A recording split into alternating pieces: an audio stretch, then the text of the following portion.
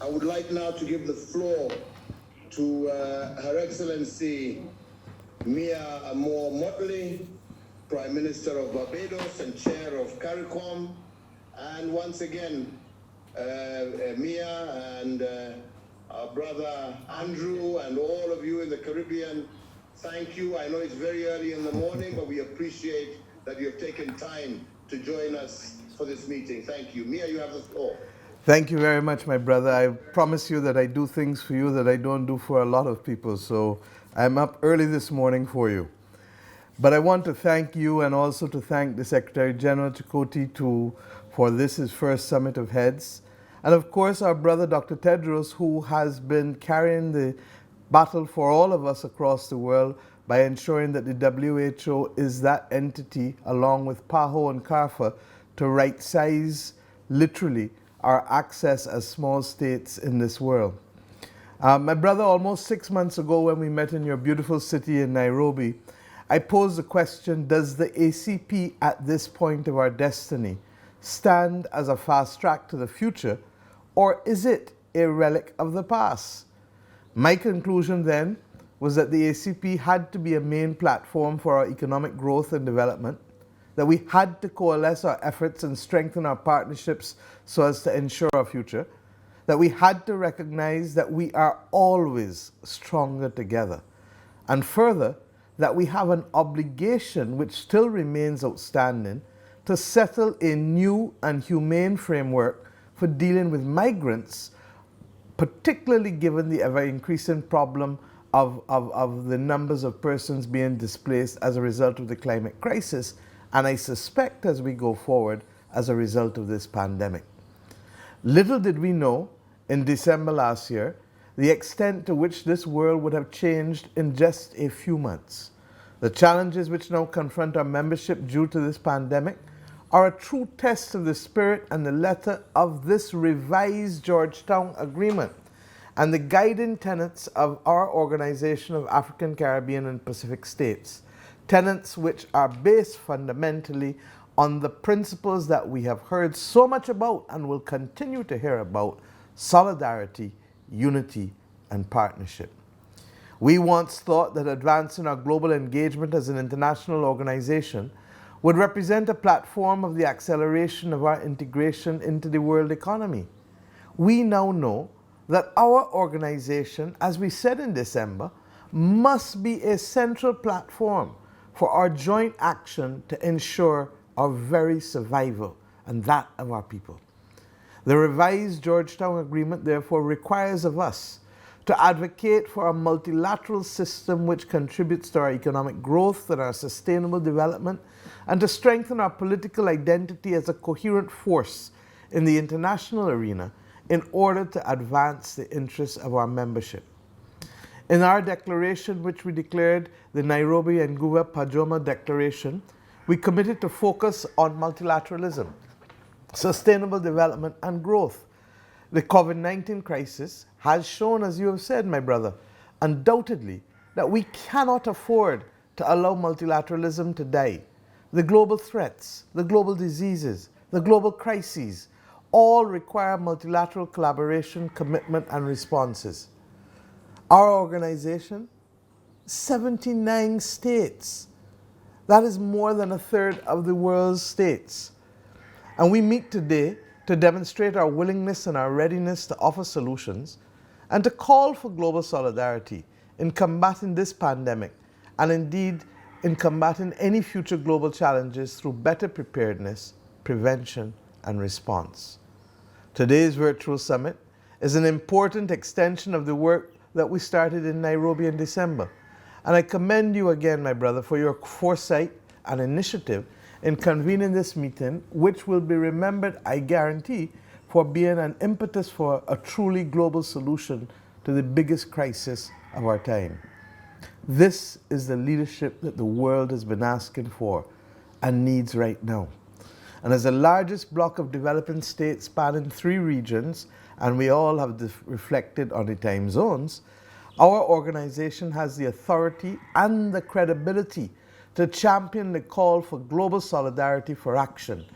Indeed, when we spoke, in December, we reflected that our organization cannot be limited now by trade arrangements with former colonial powers. Now is the moment for coordinated global leadership.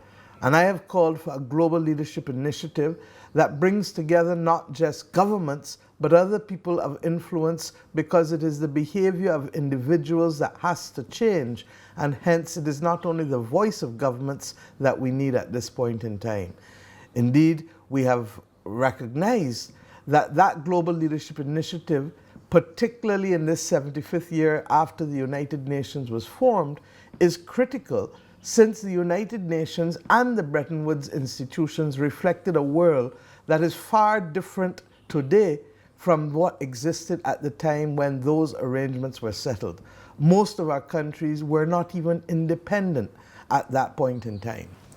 The interdependence, therefore, of the world since then has been magnified even more by this COVID-19 pandemic that has spread with rapidity throughout our world simply because of the global interconnectedness of our countries and our people. At its inception, the ACP group was primarily focused, as I said, on trade. So when we move now to a situation where we can have global, comprehensive, and inclusive activities, and the extent to which the recovery of one country is linked to the recovery of others today, we know that our organization must play a wider role. And we know it because 54% of the world's GDP comes from trade among countries.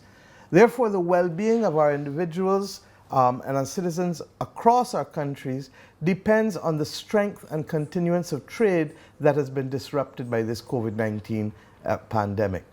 Half of the world trade, we all know, is in intermediate goods, and therefore failure to produce in one part of the world makes it impossible to finish the goods in another part of the production system. The WTO projects that world trade will decline between 13% to 32% due to COVID. Therefore, recovery of economic growth and jobs in one country cannot be achieved without recovery of economic growth in other countries that provide either the goods or, alternatively, purchase the goods. In other words, we must recover together, and we must protect our future prosperity by protecting the interests of all of us. This is the only way that the world can move forward, in solidarity. Truly global recovery requires, as we have said, leaving no country behind in the recovery process. And if the necessary tools to achieve this recovery are made available to all countries, then we can at least guarantee that support. We have to ask ourselves, are we going to act as if our interests are served by maximizing profit and hoarding vaccines for the wealthy or more powerful nations? Or will we recognize that this moment requires that our best interests lie in finding a vaccine, which we will agree to mass produce in multiple locations and distribute affordably to speed up the protection of all peoples and to consequently hasten global economic recovery and growth? We want to thank Dr. Tedros for the launch of the global collaboration to accelerate the development, production, and equitable access to new COVID-19 diagnostics, therapeutics, and vaccines, so that the issue of our participation in any professional consortium created to access these in vitro diagnostics is fundamental to us countries who are being excluded for being middle-income countries, but yet whose countries are too small to command any access in the market, especially when there's evidence of market failure. The Caribbean community, which I have the honor to represent today, and by extension the CARICOM group, with which we share inherent characteristics, are especially vulnerable to the impact of COVID-19, not just in terms of the number of cases and, regrettably, those deaths that have happened, even though they are few in comparison to other regions. It is the economic impact that is going to be our greatest challenge. For the Caribbean is the world's most trade and travel dependent region. In many places, tourism represents close to, or more in some instances, of 50% of GDP and also employment. The actions taken by members of the global community and ourselves to contain the spread of the pandemic are resulting in the most substantial contraction in economic activity since the Great Depression and the riots in the 1930s, and the cut is disproportionately deeper for many of us. We remain committed to paying the economic costs, however, to ensuring that we protect the health and lives of our citizens and shore up our public health systems, because we cannot replace lives. We simply cannot. But at the same time, an equally strong economic response is needed. We find it almost impossible, however, to do both with respect to the protection of lives and livelihoods in the circumstances in which we find ourselves globally. We simply do not have the fiscal space to marshal an economic stimulus the size and scope that our developed partners can secure or that we need. I want to remind my brothers and sisters as colleague heads that the Caribbean Development Bank has forecast a collapse in Caribbean economies, with declines in some countries ranging from as low as 11% to as much as 30% in those tourism-dependent countries. The economic contraction makes this region utterly exposed, and the projected decline across many of these countries mirrors that of the economic decline of many European countries during World War II. That decline then led to a Marshall Plan being settled to ensure that those states did not become failed states. We ask our brothers and sisters to take note of this fact and to recognize that this can no longer be the subject of politely listened to speeches and repetitive pleas to a world that is not yet hearing or not yet seeing us. Our small states have been suffering from high debt and low growth for decades. And we believe that there should be mature and relevant conversations for middle-income, small island developing states across the globe as it relates to our debt obligations in the midst of this pandemic. We will either have an orderly restructuring of debt, or at the very least, a debt moratorium that provides certainty for both borrower and lender, or we will have a disorderly unraveling that will create a crisis both within our countries and the financial markets. Emergency fiscal measures, I repeat, including debt relief, are needed to relieve the pressure on the highly indebted states of the Caribbean and avert another crisis of deep and long-term impoverishment of our people. And I'm not speaking for Barbados because we have fundamentally restructured most of our debt. I'm speaking for my brothers and sisters in the region whose profile as countries have too high a debt to GDP ratio and who have little room to maneuver. Even as we therefore battle with the social and economic ravages of COVID, we continue to face the fact that this is hurricane season. June 1st has passed. And for us, the Atlantic hurricane season this year is expected to be active and an above average season. We pray that this is a false prediction.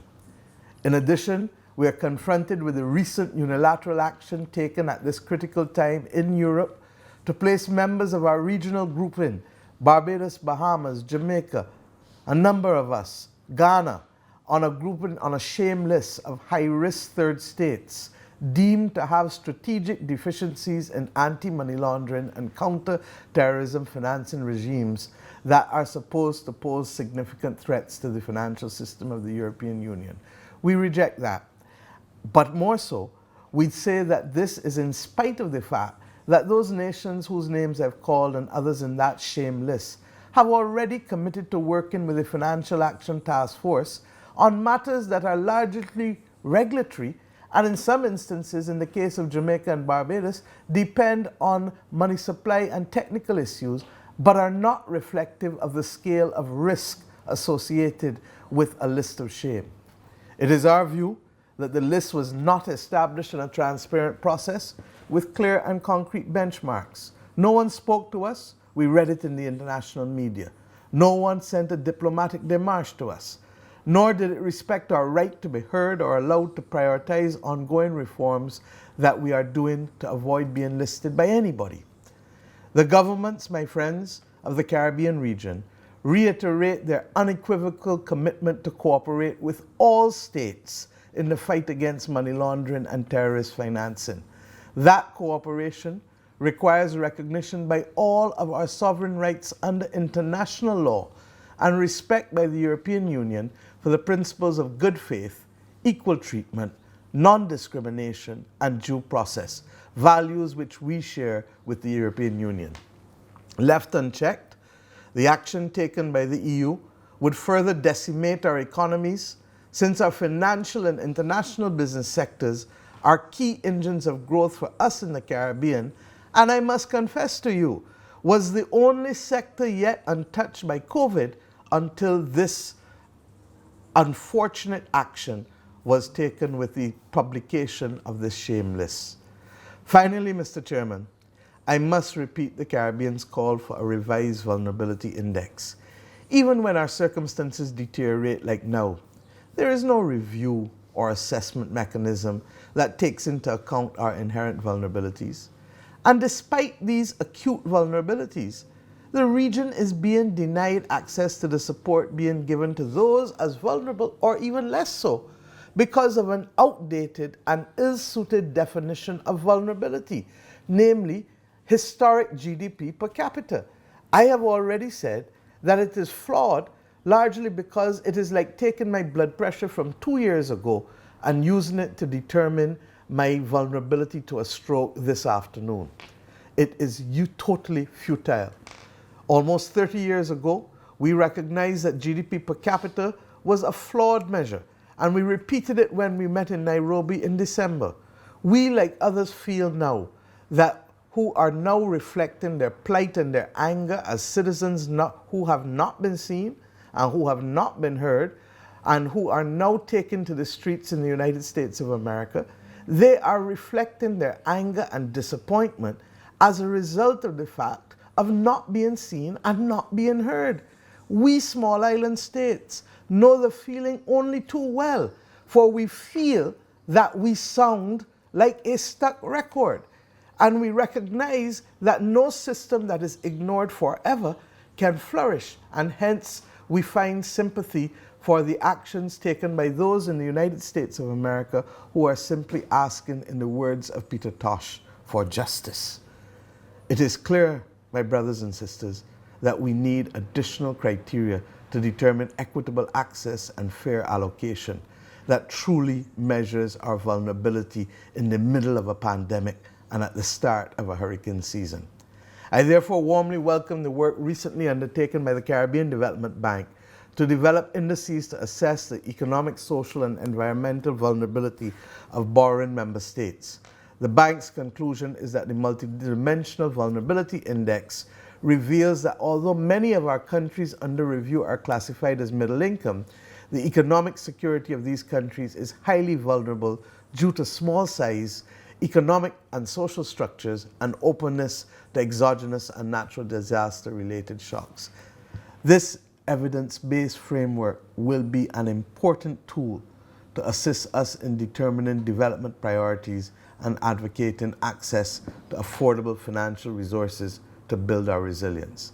My friends, I ask you to join hands with us and to allow us as one people, coming together initially to unite, to develop trade relations with our colonial partners, to recognize that we are long past that moment, and that the moment that lies before us now is the moment for solidarity, for partnership, and for unity in matters that are fundamental to our survival as successful states for our people. I therefore ask that this high-level session means something in mobilizing us to greater action, not just within the ACP, but in particular in other multilateral fora where we now have to demand a redesign of definitions and criteria to meet our circumstances. My brother, I thank you. Asante Sana. I had hoped to have been in Kenya in June at the CARICOM AU Summit, but I trust and pray that not even COVID can